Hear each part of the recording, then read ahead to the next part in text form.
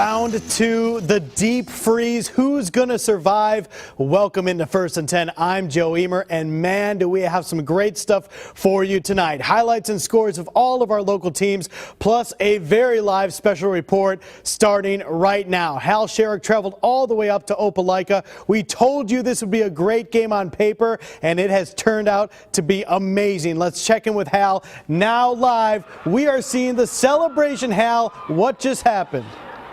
That's right, guys. What a game. Everything it was billed to be. You're looking at Saraland and Opelika shaking hands at the center of the field just moments ago. One of the best goal line stands I've seen Saraland put up in an overtime win against Opelika. What a game we had. You're seeing the players shake hands. The season ends tonight for the Bulldogs, but Saraland moving on to week 3 of the 6A playoffs, trying to get to Jordan-Hare Stadium in 3 weeks. And that dream is still alive for the Spartans. This has been a heck of a game. The crowd has been tremendous here. They have been a big part of what happened tonight. Let's take a look at how we got to the point we are now. Let's go to the first half highlights and take a look.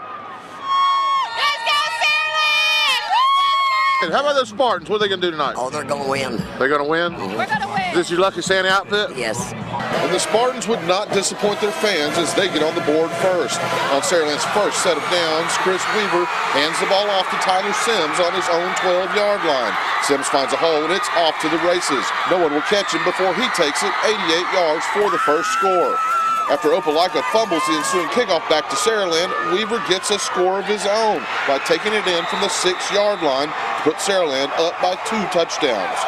The Bulldogs fumble the next kickoff as well and put the ball back in Weaver's hands. Bad idea, as this time he puts it in the air for a 45-yard strike to Velas Jones, 21-0 in the first quarter. That was the name of the game for the Bulldogs in the first half. Midway through the second quarter, John Sklopan falls on another Opelika loose ball. And at this point, Saraland is looking to go in for the kill. Just before half, the Spartans driving, Weaver is intercepted by the Bulldogs' Trey Ezel. That put a stop to the bleeding. Saraland would head to the locker room with a 21-0 lead at the half. Hey guys, second half was a whole different ball game. Opelika came out, got a score in the second half. You see, and right now you're seeing Matthew Christen, the quarterback. He'll find Jay Moss in the end zone to get the Bulldogs going in the second half. And going they would do. They kept going. They scored 2 more unanswered touchdowns, with the last one coming with only seconds left in regulation time. I mean, this game went down to the wire.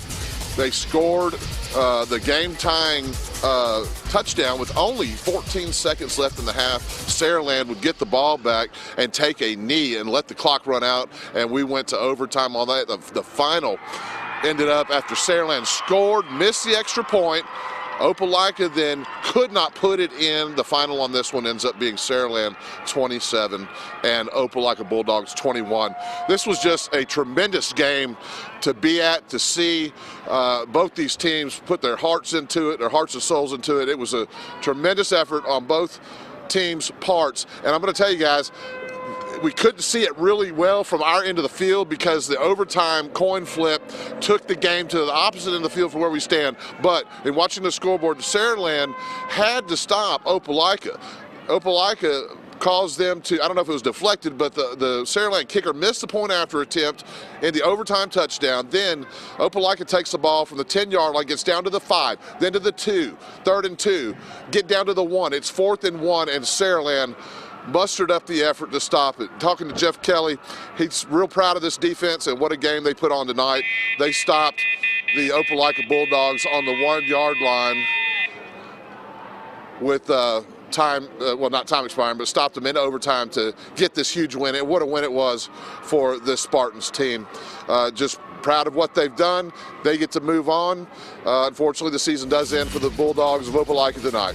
But that's how it looks from here, guys. We'll try to catch up with Jeff Kelly and get an interview with him in just a little while. For now, reporting live in Opelika, Hal Sherrick, Fox 10 News. All right, sounds great, Hal. And you saw there on our screen we had that corrected scoreboard. Saraland does win it 27-21. What an unbelievable game there. Now, in Class 7A, the only playoff game featuring not one but two local teams going head-to-head, a bash in Baldwin County. Michael Brandon there for Foley at Fairhope. Michael, what can you tell us?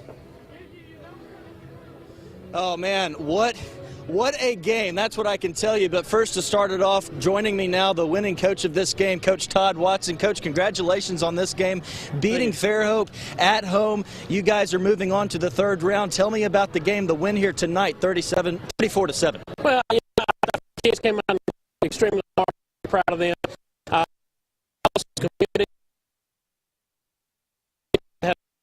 Fairhope started the game with the ball, and it would be intercepted, giving the Lions excellent field position for this Tyler Cameron, Jarrett Powell connection. Foley gets on board with 7, with 8:35 remaining in the first.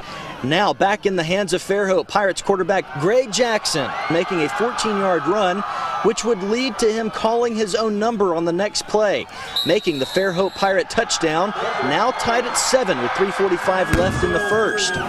Foley now trying to answer back with a run play up the middle, and the Pirate defense steps up, stopping the Lions at the 1-yard line. After Fairhope gets stopped, Foley back with possession, and Cameron fires here to Gerald Frolic with the great jumping catch, which would set up this next play. Wendell Harris getting things done here, putting Foley up by a touchdown.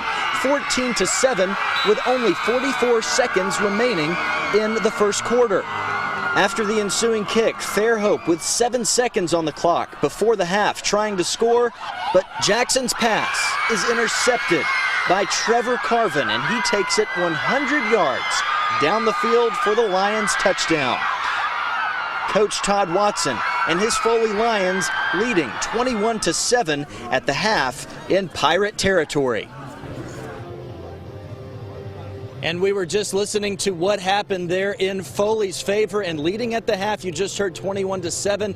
Joining me again now, Coach Todd Watson. We apologize for the technical difficulties. Coach, you had 2 unanswered touchdowns there in the second half. Just talk about the momentum you guys had going into the half and being able to come away winning this game. Well, I think the interception right before halftime that we returned for a touchdown was obviously a huge momentum change. But like I said, just very proud of our kids. You know, they came out and they played extremely hard, and a lot of respect for Fairhope and Coach Weingarten. It's a class program over here, and just a great night for high school football and 2 good teams going at it. You completely ruined the 11-0 record that Fairhope had going into this game, and now you move on to the third round. That's got to be big momentum for your team going into the next round, I can imagine. Well, I mean, yeah, you go on the road and you get a big win in the playoffs is certainly momentum, and you know, it's something that we'll enjoy tonight and get right back to work next week on next week's game. But we're happy to play at home next week, and you know, it should be another great atmosphere for high school football.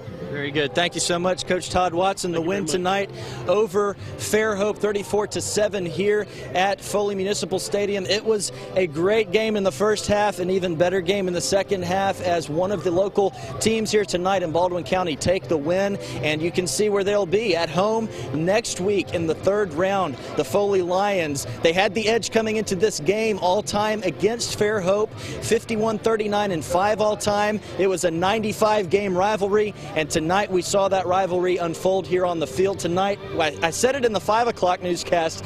It was cold going into this game, but it was hot on the field as these two teams were battling it out on the gridiron. So there you have it tonight, 34-7 in Foley's favor here from Fairhope. We're going to toss it back to you guys in the studio. Joe, back to you. All right, Michael, and we hear the Van Halen jump in the background. Of course, Foley now jumping to the next round of the playoffs. I'm sorry. Finishing up in 6A tonight with your back-to-back state title holder, Spanish Fort. The Toros hosting Benjamin Russell. These two teams also met in the playoffs 2 years ago, with Spanish Fort winning that one. A great showdown tonight, as each team has only lost once this season. Let's head on out to Spanish Fort. Cold outside, so you got to fire up the grill. Those burgers are looking good. Good grill marks. Nice work. Javon Brown, first ever playoff game for him, and he's up the gut for 6. Toros in the lead, 6-0. Now Benjamin Russell, quarterback Tyree Gray answers the call, and he'll run it in for a 50-yard touchdown to put the Wildcats up 7-6 at the end of the first quarter. Javon Brown, however, coming back this time with his arm, throwing the bomb to Christian Cotton. Nice catch and a huge play, a big gain, big first down right there. Everybody went down, including the ref. All right, moments later, Brown changing the play call, but wait, Sam Howard snaps the ball to Petway, snaps to Logan Morgan, and he connects with Javon Brown for the touchdown. A little trickery. What can't Brown do for you? Little UBS reference right there. And Spanish Fort will be moving on. So both 6A schools from our area advance the final in this one, 33-24.